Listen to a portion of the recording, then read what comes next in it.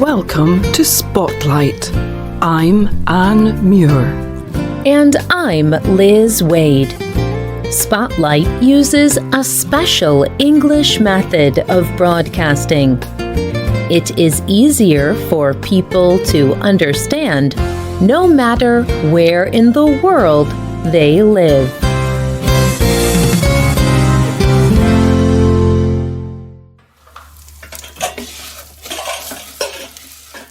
A woman in the United States is making a meal.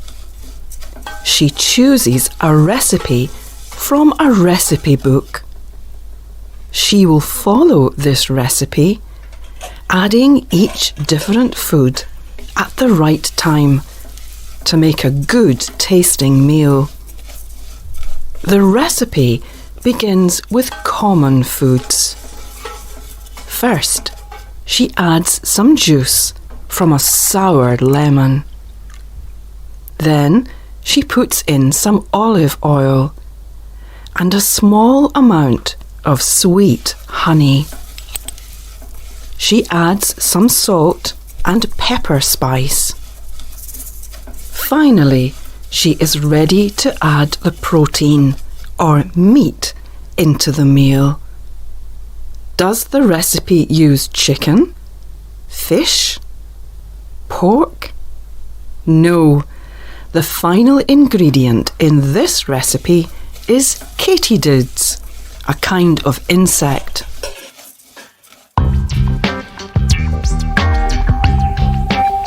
For many people in the United States, insects would be a very surprising ingredient. There, eating insects is not common. But this recipe book is trying to change the way people in the United States and other Western countries think about eating insects. This book contains recipes for people to make food from insects. It is called the Eat a Bug Cookbook. The writer of this book is David George Gordon. In his book, he tells about the reasons that people should eat more insects. Eating insects is good for the environment, public health, and also the economy. Today's Spotlight is on eating insects.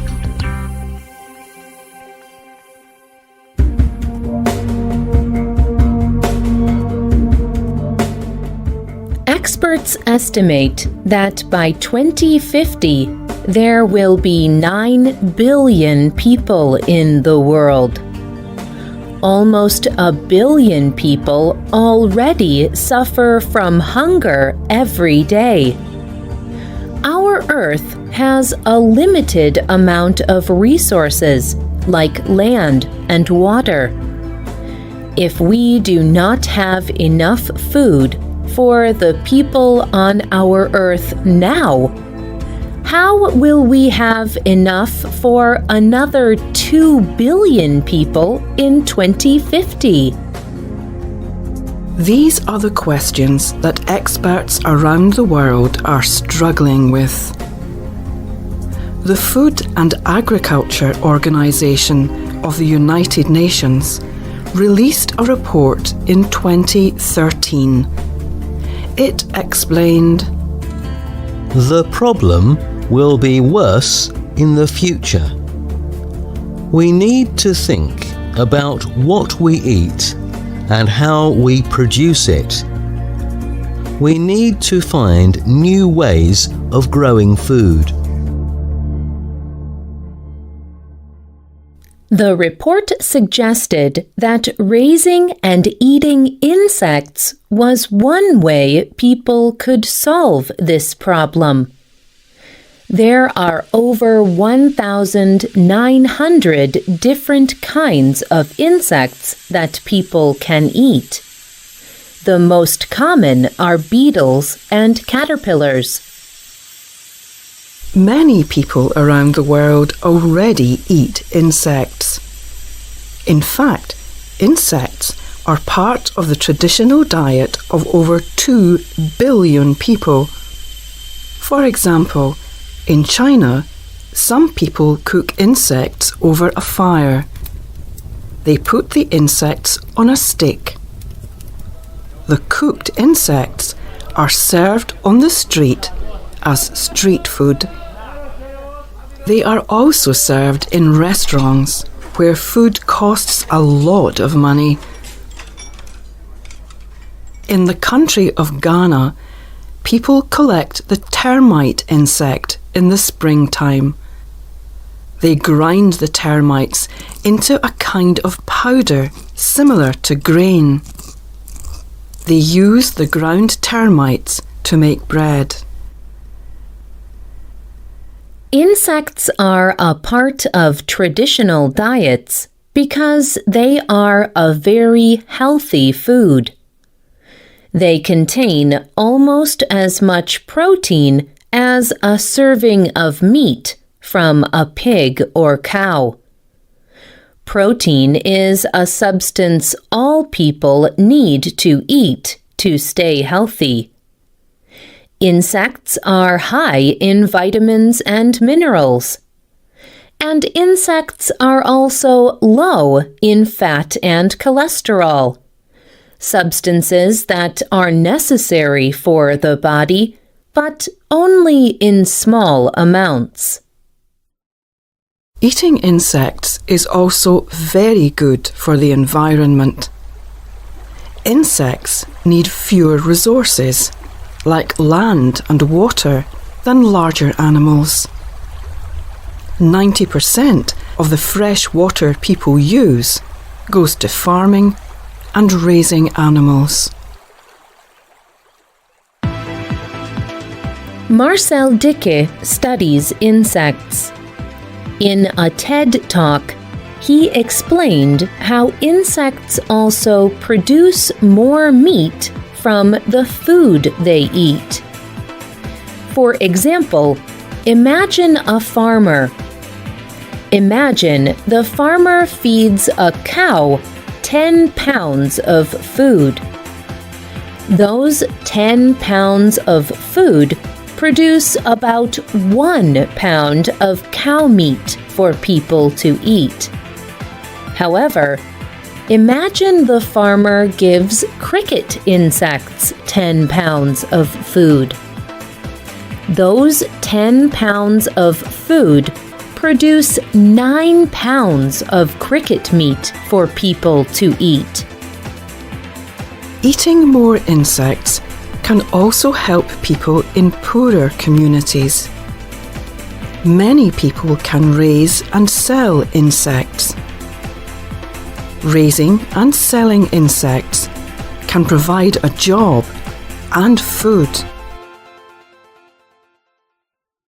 But insects will not replace livestock meat very quickly.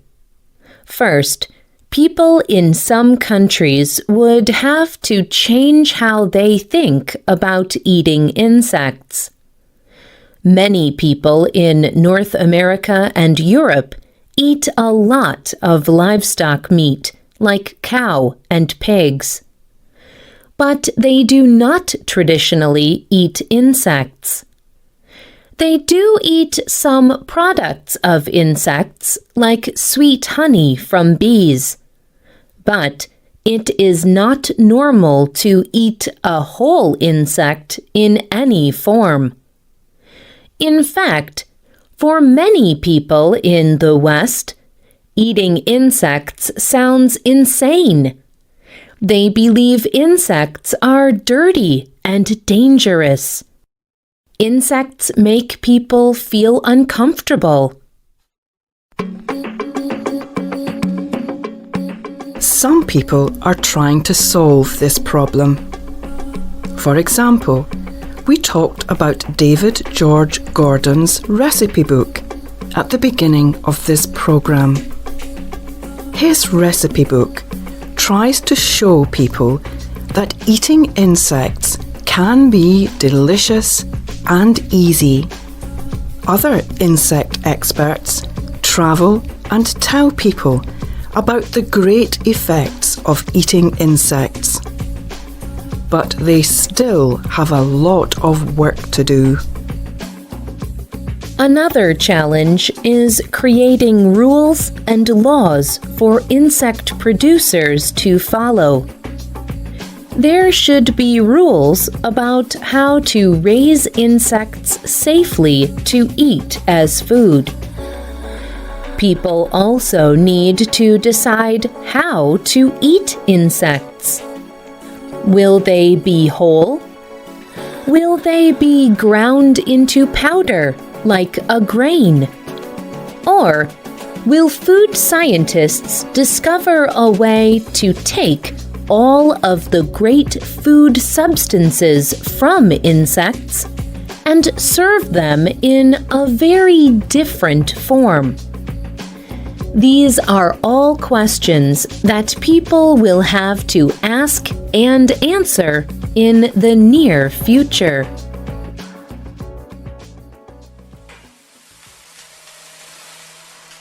But there are people who want to answer those questions now. Jose Andres is a master chef in the United States. He has won important awards for his cooking. He serves insects in his restaurant. He believes that finding new forms of food is important for the future. He told the New Yorker magazine, "We need to feed people in a sustainable way. In the future, the people who know how to produce protein will have an advantage over everyone else."